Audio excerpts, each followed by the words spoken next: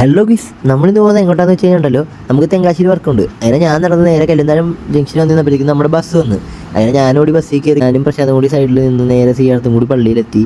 പള്ളിയിൽ നിന്ന് ചന്ദനത്തിലേക്ക് മേടിച്ച് കുറച്ചും ദൂരം മുമ്പോട്ട് പോയപ്പോഴാണ് നമ്മുടെ മണ്ടയിൽ നിന്ന് സൗണ്ട് കേട്ടത്. അങ്ങനെ ഞങ്ങൾ കയറി, ഞാനും പ്രവീണും കൂടി നോക്കിയപ്പോഴത്തേക്കും ബേസ് രണ്ട് ലൂസായിരുന്നു. അങ്ങനെ അതൊന്ന് കെട്ടി വെച്ച് കഴിഞ്ഞ് വെള്ളം കൂടി ഒരു കടയിൽ നിന്നപ്പോഴത്തേക്കും സൈഡിൽ പട്ടിക്കുട്ടി അറിയുന്ന സൗണ്ട് കേട്ടു. അങ്ങനെ അവിടെ പട്ടിക്കുട്ടി പോയി കണ്ട് നേരെ തെന്മല സിവിലിലെത്തി സാധനം എടുത്ത് നേരെ നമ്മൾ കാർത്തികണ്ടേ കൊണ്ട് കൊടുത്ത് പയ്യെ ഒഴിച്ചടി തുടങ്ങി. നമ്മൾ പെട്രോൾ പമ്പിൽ കയറി പെട്രോൾ അടിച്ചുകൊണ്ടിരുന്നപ്പോഴത്തേക്ക് മുത്തലിഫിൻ്റെ ഡാൻസ് തുടങ്ങി, കൂടെ വിപിനെയും കളിച്ചു തുടങ്ങി. ഇതാണ് നമ്മുടെ ഡ്രൈവർ ഷാഫിക്ക.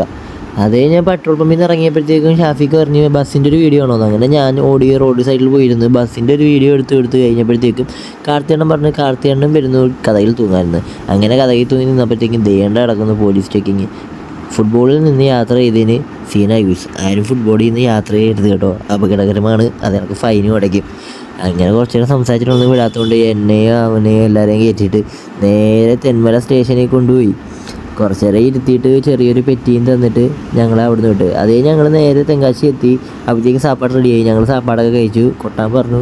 അങ്ങനെ കൊട്ടാൻ വേണ്ടിയിട്ട് ഞങ്ങളെല്ലാം സാധനങ്ങളെല്ലാം ചൂടാക്കി ഫസ്റ്റ് കൊട്ട് വെച്ച് അങ്ങനെ കുറച്ച് ദൂരമൊക്കെ നടന്ന് കഴിഞ്ഞപ്പോഴത്തേക്കും സാധനങ്ങളെല്ലാം നല്ല രീതിയിൽ തണുത്ത്. അങ്ങനെ ഞങ്ങൾ വീണ്ടും സാധനങ്ങളെല്ലാം ചൂടാക്കി കൊട്ടി തുടങ്ങുമ്പോഴത്തേക്ക് എല്ലാവർക്കും കൊട്ടൊക്കെ ഇഷ്ടപ്പെട്ട് ഒരേ വൈബൊക്കെ ആയിരുന്നു. എല്ലാവരും അതിൻ്റെ ഡാൻസ് കളിയും തമ്മിൽ തല്ലും വീഡിയോ ഒക്കെ ആയിരുന്നു. ഇനി ഏതോ ഒരുങ്ങിയിട്ടേ കൊട്ടുള്ളത്. അങ്ങനെ ഞാനത് നോക്കിക്കൊണ്ടിരുന്നപ്പോൾ നമ്മുടെ ടീമിൽ 2 പേര് ഏതൊരുത്തിൻ്റെ കൂടെ ബൈക്കിൽ കയറി പോകുന്നത്. അങ്ങനെ ഞാൻ നോക്കിയപ്പോഴത്തേക്കും പിള്ളേർ തടി കൊണ്ടുപോകുന്ന കണക്ക് ഓട്ടോയിൽ കയറ്റി ഇങ്ങനെ കൊണ്ടുപോകുന്നൊരു കാഴ്ചയും കണ്ടേ.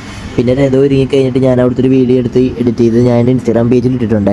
നിങ്ങൾ നോക്കുമ്പോൾ നല്ല മഞ്ഞുള്ള സ്ഥലത്തൂടെ ഞങ്ങൾ പോകുന്നതൊക്കെ തോന്നുവേ, പക്ഷെ മഞ്ഞല്ല. അവിടെ മൊത്തം ഒരു പടക്കം പൊട്ടിച്ച് പ്രാന്തന്മാർ മനുഷ്യന് ശ്വസിക്കാൻ പറ്റാത്ത രീതിയിലാക്കി വെച്ചിരിക്കുന്നത്. അത് കഴിഞ്ഞപ്പോഴത്തേക്ക് ഈ പയ്യന് കൊട്ടണമെന്ന് പറഞ്ഞു. അങ്ങനെ അവന് ഞാൻ കൊട്ടാൻ കൊടുത്തു. അവന് കൊട്ട് കണ്ടപ്പോൾ തന്നെ ഞങ്ങൾക്ക് എല്ലാവർക്കും ഇഷ്ടപ്പെട്ട് പിറ്റേന്ന് അവൻ വീട്ടിൽ നിന്ന് അവൻ്റെ താശ എടുത്തുകൊണ്ട് വന്ന് ഞാൻ എൻ്റെ ജേഴ്സി അവന് ഉരുക്കെടുത്തിട്ട് അവനെ കൊട്ടിച്ച് കൊട്ടെല്ലാം കഴിഞ്ഞ് ഞങ്ങൾ അവിടെ നിന്ന് തിരിച്ചിട്ടുണ്ടേ.